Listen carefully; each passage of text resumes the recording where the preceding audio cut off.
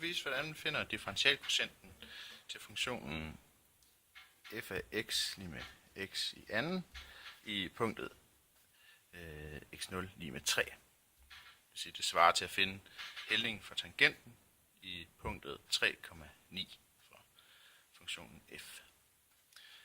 Det vil vi gøre via 3 skridt. Det første er, at vi opskriver differenskvotienten.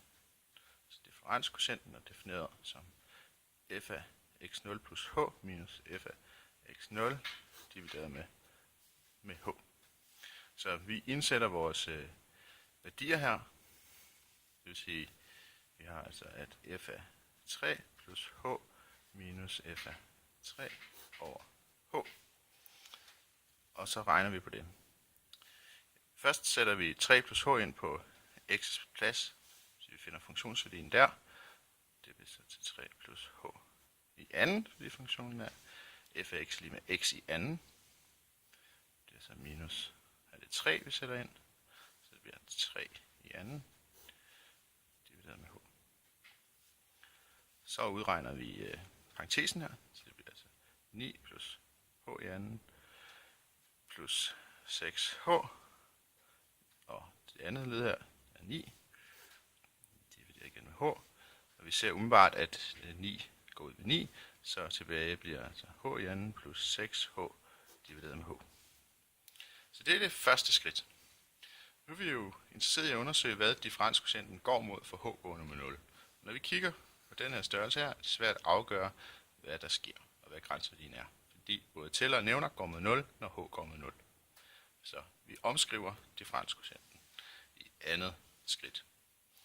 Så vi har altså h i anden plus 6h divideret med h. Og vi ønsker at omskrive den.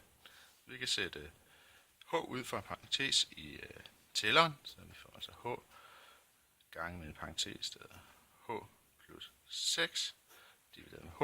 Vi kan se, at vi har h tæller nævner her, som går ud med en anden, så tilbage står altså, at det skal være lige med h plus 6.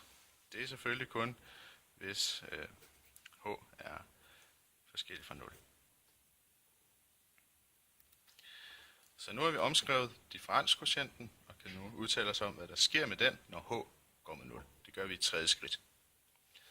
Så vi er interesseret i at se, hvad sker der med h plus 6,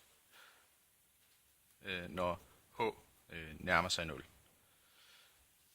6 ændrer sig ikke, når h nærmer sig 0, men det gør h til gengæld. H nærmer sig 0, når h nærmer sig 0. Så tilsammen nærmer h plus 6 sig 6, når h nærmer sig 0. Det vil sige, h plus 6 går mod 6, når h går mod 0. Så konklusionen er altså, at f mærke af 3 er lige med 6.